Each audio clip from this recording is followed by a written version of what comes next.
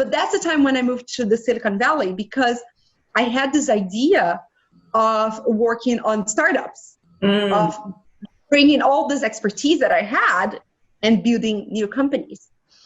And it was another interesting part of the journey, because once I got to the Silicon Valley, I thought, being such a successful professional in Brazil and such a young age and et cetera, that I would be the star of the valley. Yeah. And I wasn't.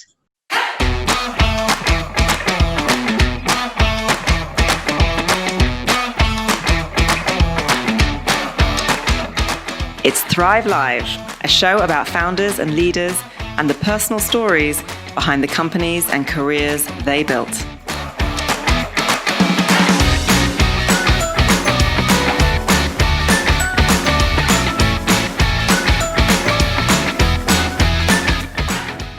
On today's episode, how Maria Paula Oliveira went from being a star in the corporate world in her 20s to questioning her corporate career as she turned 30, to joining the startup world as a co-founder in the super competitive Silicon Valley, and then eventually taking her skills and learnings back to the corporate world where she thrived.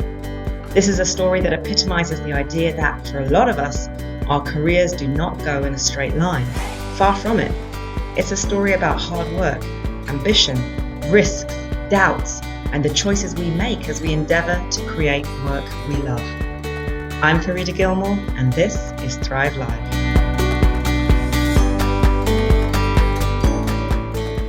My parents were both from humble beginnings, and they grew up to a higher middle class through lots and lots of work. So seeing that is what embedded in me a very strong work ethics, which has driven my career from the beginning. And was there any, pressure or talk of you going into medicine like your parents? No, it's funny, right? Because my dad, for him, medicine is a calling, it's a mission. It's not a profession. So he's over 65 now, and he still does that and still works full time. So he neither for me or my brother, he has his medical practice. So none of us went into that, but there was always a pressure for having a career. So I was not raised to be a stay-at-home wife. Yeah. You know, I was raised to be independent, to be a career woman, to really drive my way and build my path. So I remember I was talking to a friend the other day. I remember that in school, the minimum grade for you to be approved was 7. From 0 to 10 was 7. And in my parents' house, they said the minimum acceptable was 8. Okay. Because they said the only thing that we were doing were being students. So, and if I got a 10, they would celebrate, but there was always a little bit of like, okay, you did nothing more than your duty. So I'm an overachiever to this day, and I'm driven by praise. So it's really funny because like a lot of self-reflection and understanding this background from my family. But like, I understand it's funny because to this day, when something interesting happens, I get an award or I'm doing an interesting interview, I'm going to tell them. I'm like, oh, I did this interview to a website called, a program called Thrive. So I share with them and they are very proud of me and my brother. But it's something like, I don't think it's like seeking approval from them or anything, but like, really enjoying the results of that reading that they gave me, you know. And I have a 5-year-old boy now, and I'm trying to embed in him the same values of working hard, of earning the things, of duty, and those things are really important for me. So I think in a very healthy, balanced way. Yeah. And obviously, it sounds like then you were a good student. And what did you go on to studying? I was a good student, but a terrible teenager. And my son sometimes give me some hard times. And I was like, oh my gosh, I'm paying everything I did to my parents. Because I was the classic teenager, stubborn, a bit of a rebel. I grew up in the 90s, so it was the grunge era, so Pearl Jam, Nirvana, Soundgarden, all of that. Yeah. So I have that rock and roll thing in me, but I've always been a good student because I didn't want my parents to worry about me, you know, and I knew that was important. So I could have like purple hair and the most destroyed pair of jeans, but I always got grades above 8. And then I went to university. I went to one of the best marketing universities in Brazil. So I got a degree in marketing. Mm-hmm. And after that, I did an MBA. So when I was 26, I was already done with this part of the study. And I got into a very prestigious trainee program with a finance company. And that's where, so I did a bit of my career in marketing in the beginning, but it was just the first 2-3 years. And then I went into what we call the industry, the client side, and went into the financial sector, which I stayed for 12 years of my career. And were you quite focused with regards to knowing what you wanted to do with your career? Did you know I want to get into finance, or did you have a plan? So it's very interesting. Right in the beginning, you said something about going from A to B in a career. And for me, as well, in life as well, in the career, a lot of things, we go in a spiral. It's the ascending spiral. So sometimes you go back to, you're like, oh my gosh, I'm going back to the same point, but you have another level of expertise. So it's like a spiral. You go in rounds. So sometimes you have to go back and to repurpose some things, but you're always moving up. So in my career, I started in advertising. And so what I had clear is that I wanted to have a successful career, be a successful professional. And that meant having recognition, having good salary, having good roles, and continuing to progress. So I had a vision of how I wanted to be, but not necessarily what. And one of the things that I learned a lot in my career is that the what changes a lot. So I studied advertising. I started working in advertising. I thought I was going to be in advertising for some time. Then I got this opportunity to go into the financial industry. But then I started discovering that I could work with something that always fascinated me, which was studying the future. So I studied trends and strategic planning and scenario planning. And that's how after around, what was it, like 8-10 years of the first 10 years of my career, that I ended up in innovation, which was something that back in 2010, very few companies were talking about. Yes. And I created my first role of innovation in this financial industry, financial company in Brazil. So I went on this journey of discovering what was possible. So if I had a plan that was very strict, I would probably end up in a direction that didn't feel like I wanted it to feel. So that's why I was like, is that taking me forward? Is that taking me in the vision that I want? Then yes. So my vision was to be a good professional, to be influential, to be respected, to have a good salary, to have a good position. So all those things are things that I conquered as I was doing things that were different than what other people were doing. So I had a lot of courage and curiosity to explore this, to explore what is corporate innovation when nobody's talking about corporate innovation. And that's right now it's the fourth time in my career that I help a big corporation set up an innovation practice, and that I create my own role in corporations that didn't have an innovation practice before. You're right, and I wanted to ask you about innovation, and like you said, go back a certain number of years, this kind of term of strategic innovation or departments of innovation in companies wasn't something that you commonly heard. So I think for a lot of people now, it's not necessarily something that's fully understood. What does that mean when you are, as you are now, a head of innovation for a big company like EY? So what does strategic innovation mean in business? Yeah. So for me, that's a very good question. So for me, innovation is the art of surviving. So what happened is, until, take companies like 4 decades ago. 4 decades ago, once you had a business model as a company, you could stick to that business model for decades to come, and you would have a survival. So if you're making cars, you're making cars.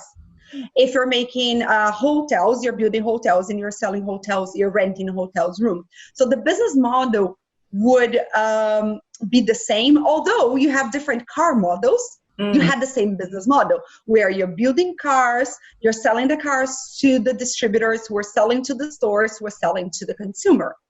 Okay, so you had the business model. What's happening in the last 2 decades is that both products and business models, products, technologies, experiences, and all around those business models, everything is changing at a pace that the companies need to acquire the muscles to thrive through those changes. So before that, companies need to have different muscles. They needed to have the quality muscle. So that's when Toyota and the companies who were preaching quality, processes, lean, Six Sigma, ISO standards, all of those things were very important in the 80s and 90s because companies were coming from an era where things were less standard to an era where things became more standard. And then quality and standardization was the way for you to increase price and reduce costs. Then right now, increasing price and reducing costs, it's not necessarily the formula for you to win in the market. So now you need to differentiate, you need to connect, you need to adapt. And for you to do those things, the innovation is the practice, is the skill that allows you to do that. So the same way that 3 decades ago we had the quality department, the process management, the project management department, now you have the innovation department, which is the department that works within the company to ensure that we have the culture, the processes, and the skills to thrive through change. So the methods that I use now to teach our people, such as design thinking, such as agile management, they're methods that enables them to rethink their businesses. The practice of innovation in businesses, do you find it predominantly only in the big corporations, or do you see startups these days also embracing and the models of innovation and the strategies of innovation as well? Okay. So I'll take one step back, because a lot of times when we talk about startups, people ask me, what are startups? And are startups just a new business? Like if I open a bakery, is that a startup? And my answer is no, because a startup is a new business that's in search of a viable business model. A startup starts with an idea, but they don't know how to take that to market. And this whole experiment of taking a new product, taking it to market, doing market validation, learning, making mistakes, until you are able to find a combination of product, demand, and cost and price. That means a whole business model that can sustain a business. Until that happens, you are still at startup stage. And so if you open a new bakery, that's not a startup. And there's not the same level of uncertainty. So if you go to the bank and say, I'm opening a bakery and I need $100,000 loan, the bank will look at their book of normal businesses and say, oh, okay, we think for you to start a bakery, you need $100,000. You're going to sell that many breads per day at this price. So we can give you this $100,000. You're going to repay us in 3 years because we believe you're going to have this cash flow and this revenue. Okay.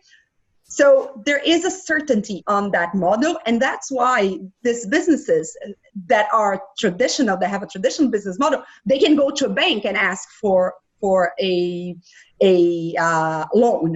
Yeah. When you say, I want to create a way for people to communicate via video, and they're going to install that on their computers, but is that a telephone? No.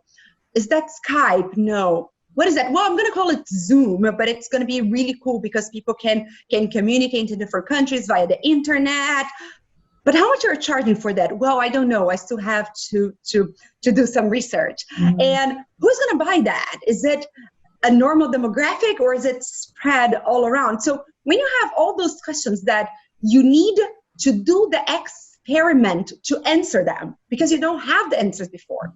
Somebody who launched Zoom, like Eric, or Travis when he launched Uber, or the guys at Airbnb, just to mention the most common ones, they didn't know what they were getting. So they cannot get to the bank and say, I have an idea, but I have no idea how to execute. I don't know how much revenue, and probably not making any money for the next 3 years. Yeah. Then no bank is going to. So the whole way of working of a startup is the way I teach corporations how to work. So it's the way of saying, how can we access our creative brains to have creative ideas? And then how can we have the confidence and the process to take those ideas into execution? And a lot of times this will require a level of investment, a level of risk, of failure that is not, because failure is, if you have a bakery and you're not able to make bread, I'm so sorry, you're not a good baker. Okay? Or if you have a bakery, you make bread, but you don't sell bread, or you put the bakery in a bad location, that's a failure. In innovation, each experiment will teach you something. So it's going to say, oh, that's not the right way to do that. That's not the right way. Okay, so I learned 2 ways that I should not do it. Let me learn ways in which I should do it. So the whole doing of a startup until you find a business model is an exercise of innovation. And the disconnection happens that when you're in a big corporation, you are rewarded, you are trained, you are encouraged to have the answers, to have a proven business model. And in a big corporation, when they say, oh, we want to be more innovative, what I have to say to them, like, be careful with what you wish for. Because if you're telling me that you want to be more innovative, you got to be ready to lose some in order to learn. So this is what you're losing, is what you are it's what you're investing in learning. So that's answering to your question is startups, they do the practice that we tell big corporations to do. What they can learn from innovation is that nowadays, because we've been about 2 or 3 decades into the innovation journey as a knowledge area, you have proven methods. So you have design thinking, you have business model canvas, you have value proposition canvas, you have agile. So there are proven methods that if a startup founder is smart, they're going to say, okay, now let's put an agile board here, and we're going to manage the next 3 weeks using the agile. So they don't have to reinvent the wheel. But the core of the nature of what they are doing is already the core of the experimentation that is centered to innovation. Fascinating. And your description about, or your explanation of what a startup really is education to me, because I think, like many others, my thinking was new company means startup, but obviously it's not. It's not like that. No. So that's really fascinating to know. So working with this idea that once you have a discipline experiment, that you know what are the things that you are going to test, you are learning from that. So you say, and you're also reducing the risk. So a lot of times when I do workshops, people say, oh, I have this idea. I said, build it for me. And they're like, how come? I said, here with paper. So I take to my workshops, it looks like a playground because I take paper, Legos, pens, Post-it, stickers, ropes, all sorts of colored things. And I say, build me a prototype. It's not even a prototype, is what comes before, is a prototype. So say, build a prototype. Now take this and go to your colleagues and say, I think this is going to solve our problems. If you click on this button, this is what happens. Or if you do this process this way, and this comes first and this comes last, this is what's going to solve our problem.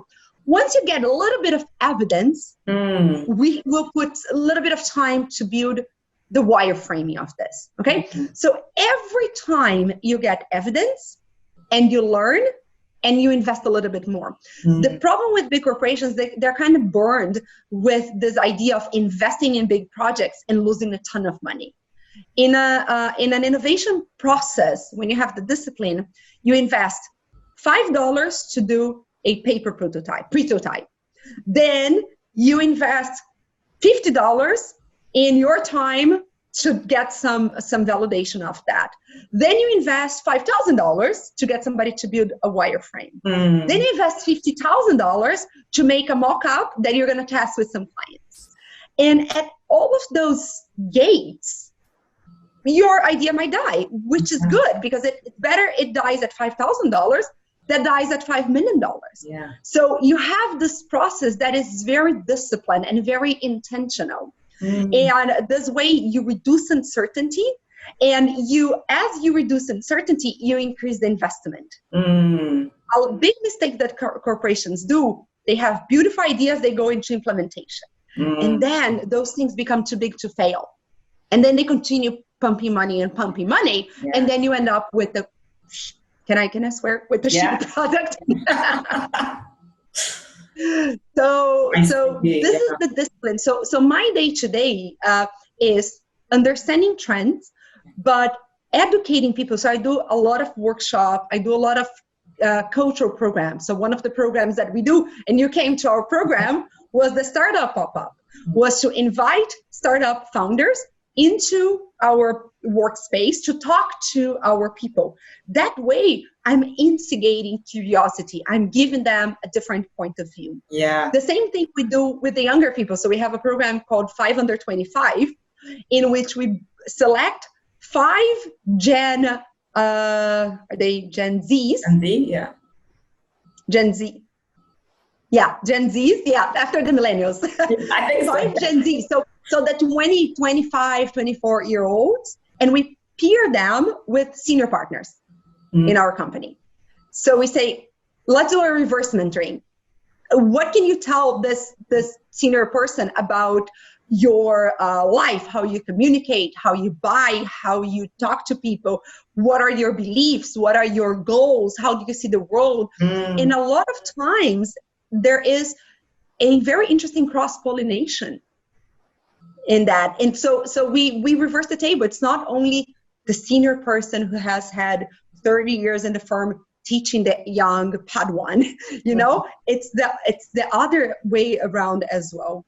So creating these programs is part of my role, and also running what we call those business designs, which is taking an idea and say, okay, we're going to be the foster parents of your ideas, and we're going to help you nurture the things that you need to put in place to see if this idea can progress. Yeah. So we teach about prototyping, we teach about paper prototyping, we teach about piloting and testing, and these notions of piloting and testing and learning, and not being afraid of fail. Because a failed result doesn't mean a failed experiment. No. So this is what needs to change. And so a lot of my time, it's still working with people on these ideas.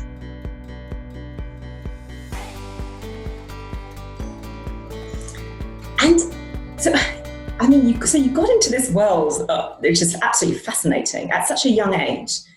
And I know from your talk with Creative Mornings that, was it when you hit 30 that happened, that was, right? Yeah, that was a funny time. So it's really interesting, because after I had my 30th crisis, I realized that a lot of people go through that. So sometimes people are coming to me, they say, oh, I want to change my career, I want to change this. It's like, how old are you, like 28, 29? They're like, yeah. I said, okay, I know what's going on. Hang in there. So when I was turning 30, so you were asking in the beginning about having this plan, like this career plan. And I told you, like, I had this career vision, right? Mm-hmm. And when I was 30, that vision kind of became blurry. It became like, it's like, is that what I want? Like, I was trying to clean the mirror, because it was like, it didn't make a lot of sense to me anymore. I think I was tired. I was working 10 years, almost 10 years for the same company in a very busy city. So I was living in São Paulo, which is more than 20 million people. So it was a busy life. It was very accelerated. And I just felt like I wanted a change. So I took a trip to France, and I came back and went to my therapist and said, okay, so here's the deal. I didn't have a boyfriend or anything. I said, here's the deal. I want to move to countryside France. I want to go work in a cafe. I want to ride a bicycle to work, and I want to have a child on my own. It's like, oh, interesting. We have so much to work with. So then it was a 2-year therapy work for me to understand, like, how did that vision fit with my life? And I found out that at that moment, it didn't fit anymore. And then I decided to quit. I decided to quit my job. I met the guy who would become my husband, dated him, married him. And then one day I told him, I was like, do you want to go travel the world? Because I'm kind of tired of the life here. And he's like, okay. I said, okay, awesome. Let's do that. And then we planned for 6 months, and we took 1 year sabbatical. We quit our jobs, and we took all our savings and went on a round the world trip. On a backpacking trip, very low budget, but spent 1 year going around the world, learning incredible things about the world, about ourselves individually as a couple and all of that. And then I came to the other level of the spiral.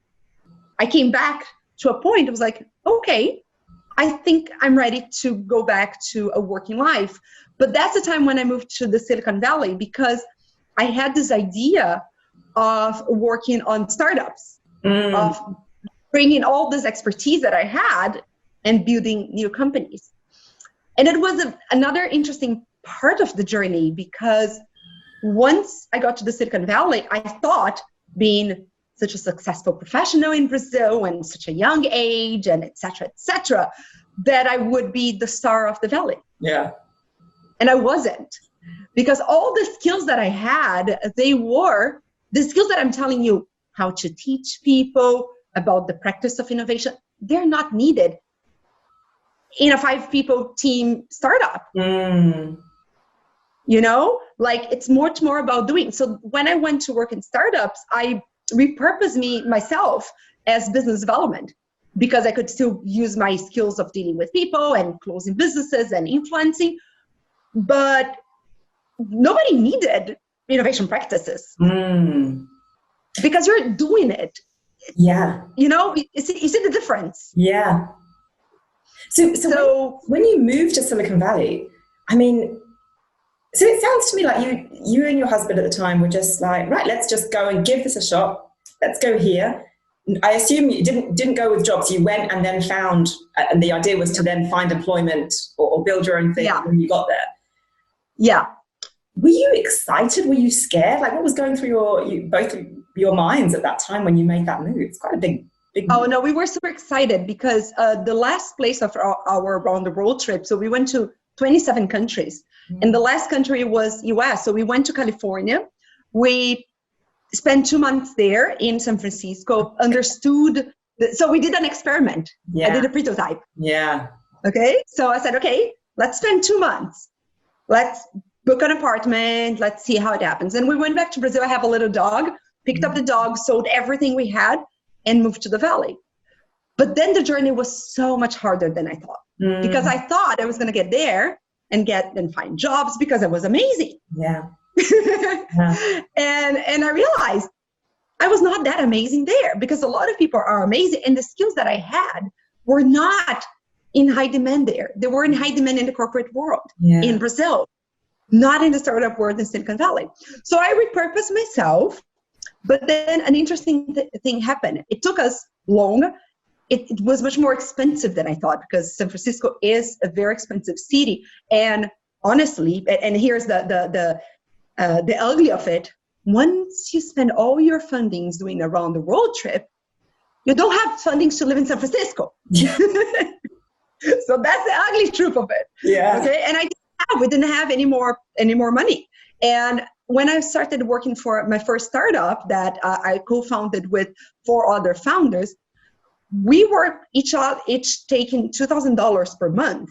My rent alone was $1,900. Oh, wow. So like, and I was like trying to scrape the rest of my fundings. And my husband at the time, he was still learning how to speak English, and then he got an entry-level job. So it was like, not working out. And then we got pregnant with our son. Wow. So then I started in January 2nd when they started up. On the first month, we were expecting an investor who was going to put $100,000, which was our seed round. The investor never came through. Oh. So then for the first 2 months, we had no salary. Oh. So that is the financial roller coaster that a lot of people who are not entrepreneurs don't know. And I didn't know. Yeah. I had no idea that was going to be the case. So much learning and such a humbling experience, you know? And then in January 20th, I found that I was pregnant with Noah, which was a planned pregnancy, but that came at the moment where financially we were not in a sound situation. So then I worked for this startup until I had Noah. I took a few months off. I counted on the support of my parents at the time financially. So also the ugly truth is that sometimes you have to go down in the spiral and ask the help of mommy and daddy, you know, because did your parents, go ahead.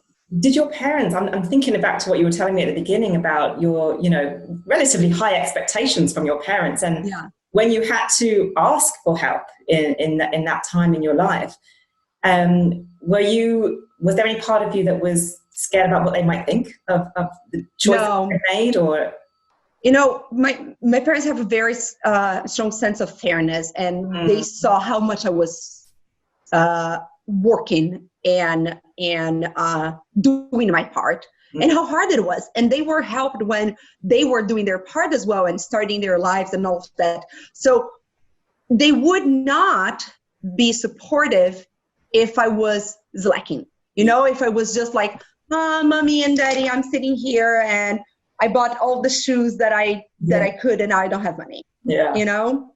No, they saw that I was following a dream. I was trying life. I was trying an international career that I wanted so much. I was having a child, you know? So like all of this, for them, they were really happy to support. And I was really honored to receive their support, and I was thrilled when I was able to pay them back as well, because that was part of our agreement, you know. But then in the spiral, I kind of came down because like, okay, what do I do? Like I came back to the working environment, but that doesn't fit me. And when I looked down, I was like, oh, corporate world, that's where I fit. That's where I can get a good amount of payment, a good financial security that I need at this time that I have a newborn, and that I'm good. And you know what? I've been 3.5 years away from it. I was ready to go back. So I did another jump in the spiral, kind of in the same location. So if you look down corporate life, but in a different perspective, because then I had matured and I had understood the rules of the game, and I was ready to play by the rules. Because I was so young before that everything was personal, everything was getting under my skin, you know? And I was like, oh, no, I understand the politics. I can play that game in a good way, you know? I understand the relationships. I can play that game. I understand some of the bullshitness, and I can play that game. Some of the things that are not amazing about corporations, but also some other things that are amazing. Like you have a more structured business, you have a structured payroll. I had the opportunity to excel in what I love to do. And then I started connecting with other people, and I did another jump, which was moving to Singapore, but to go back to the same company that I had left in Brazil. Right. And that is the thing about the spiral is like, and that's why you should never burn bridges, because I had such a good relationship with the company that I left in Brazil. It's such a good personal image and connections that I was able to say, hey, do you guys I didn't want to go back to Brazil, but then one of my colleagues was in Singapore and he said, we need somebody with your skills here. I said, I'm coming.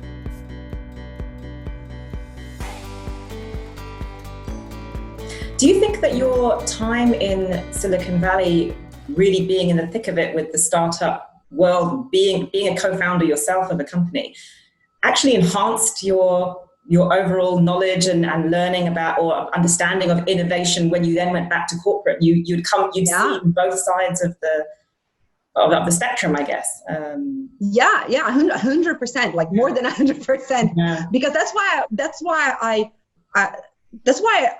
I went to the Silicon Valley, because I wanted to learn what it is to do a startup. I think there's a few things, Farida. There's like what I learned, but there's also what people perceive. When you say you were a founder, they perceive you really well, because it takes so much grit. Yeah. It takes so much resilience to be a founder, and to see that your investor is not coming through. With the first startup, we raised more fund. We raised $1.2 million after 6 or 8 months that I was with the company. So we were able to find people who were trusting us and who were investing on us. But this takes a huge amount of resilience, because for you to close the round, it's so many no's that you hear, that it just, when I tell people like I was a co-founder and I was in the Silicon Valley, it really plays well, and it should, because it takes a lot. It's super competitive environment. It's you need to know negotiation, you need to know influence, you need to know relationships, you need to be good at building product, you need to understand the power of data, you need to understand technology. So all of this, it's really it's like a compact, like a startup's like a compact, very concentrated potion of learning. Did you miss it when you were in Singapore and back to the large corporate? Was there any part of you that thought, did I make the right decision, or anything like that? No, I had a paycheck. And a baby to look after as well. I know exactly. No, but you know what? I am extremely fortunate, because I am able to work doing what I love. So if I were back in the corporation doing some repetitive or some work that I didn't believe, or that I couldn't express my creativity, my curiosity, my connection, ability with other people, I would feel like tight. But the way that I'm able to bring all this baggage and make it relevant for a corporation, that has enabled me to do the work that I love. So I'm an entrepreneur, I'm always poking, I'm always fundraising for things that I believe. I'm always working in cultural programs. I'm always connecting with entrepreneurs such as yourself. So that keeps me alive. For me, there isn't a rupture sense. It's a sense of more. It's a sense of, I was in the corporate world, I expanded to startups, and now I'm embraced in this. So it's a sense of abundance that I have. And you use the word entrepreneur, and it's a word that we're hearing more and more often now. And I guess you can speak to it very well from inside a corporate. And am I right in saying that it's a trait that actually corporates are valuing more and more in people, this character trait? Yeah, because corporations are understanding that they need to have these people who are able to move fast and who are able to provoke change in controlled ways, not in crazy breaking things ways, but people who have the guts to break some of the rules, but not the pillars that sustain the company. People who have the guts to fail and are okay with that. They have the resilience to bounce back. And those people are the entrepreneurs.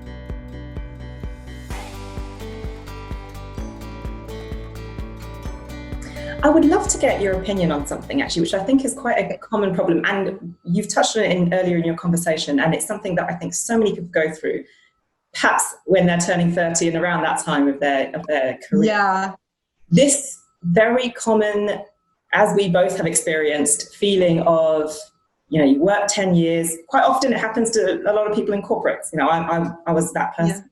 And you get to that stage, and like am I doing what I want to do? And the difficulty of turning away from that thing you have built for 10 years and that ladder you've climbed for 10 years.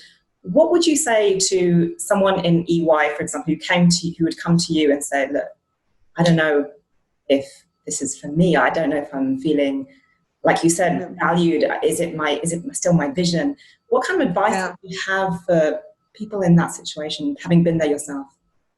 Okay, so I'm going to come from a perspective of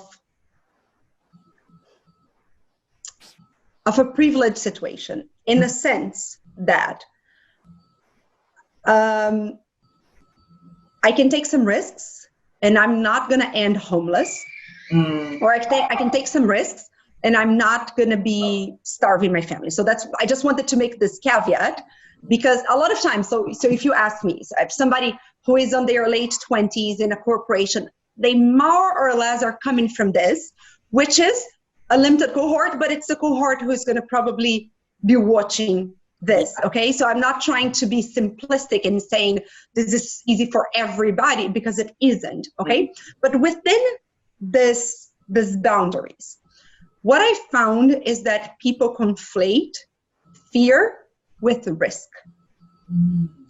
So it's like a roller coaster. If you go on a roller coaster, you're going to feel real fear, but you're not in real risk. Okay? So a lot of times people will say they will find things to hold on to. So they're going to say, if somebody says, I want to leave my job and I want to try to be an entrepreneur, I want to take a sabbatical, or I want to go to Italy and learn Italian for 3 months, I will ask them, what's the risk? They're going to say, well, I have to pay my bills. It's like, okay, what are the bills?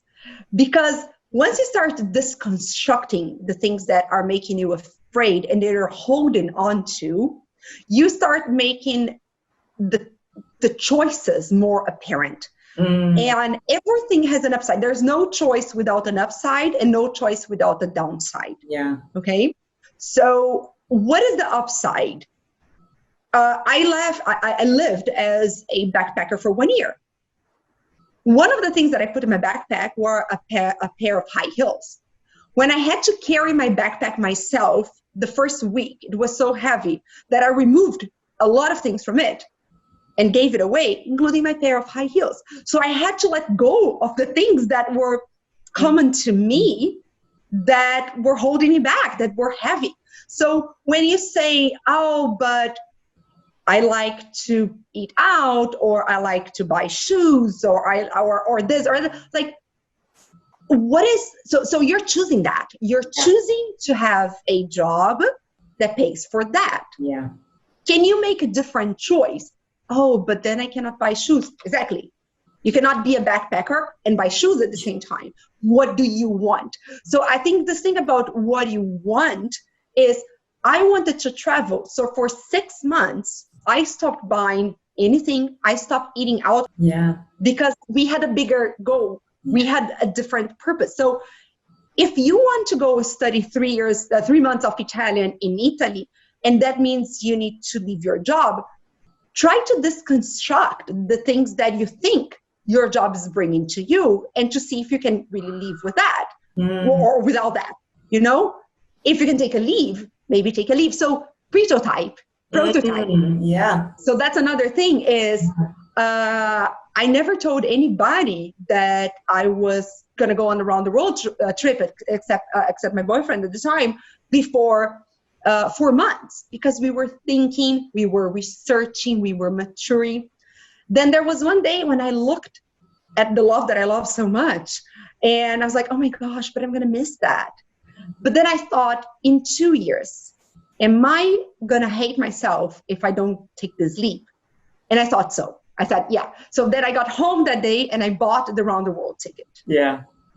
You know, so take some time as well. Don't take leaps of faith without faith. That's stupid. Yeah. You know, so build your faith, build your time, this contract, and prepare. So if somebody's coming from a corporate world and they have some discretionary spend, save that for 6 months, for 1 year. You know, I'm not telling people like, just go and be crazy. But like, what if when you come back from Italy, you don't have a job for 6 months? Are you going to go homeless? No. Can you ask mom and daddy for some help while you're job searching and trying to get on your feet? Okay. Should you do that in the middle of a pandemic? No. Don't drop your job now. No. You know? So like, there are the moments, you know? So right now it's not the moment to do that. So if you have this dream, just hold on a little bit. We can have a choice of being the protagonist of our lives. We're not the directors. Okay? Director is God, the universe, life, nature, providence, whatever you want to call. Okay? Nobody knew we're going to have a pandemic this year. Nobody was prepared on a personal level, on a professional level, companies, etc. So there is a higher directioning happening. Okay, directing happening here. Okay, but then what is the role that you're going to play? You're going to play the role of the victim, or you're going to play the role of the protagonist. How do you choose? And those are choices. Living an intentional life means those are choices, and you understand, and being happy and grateful at this moment, even though it's hard, it's a choice.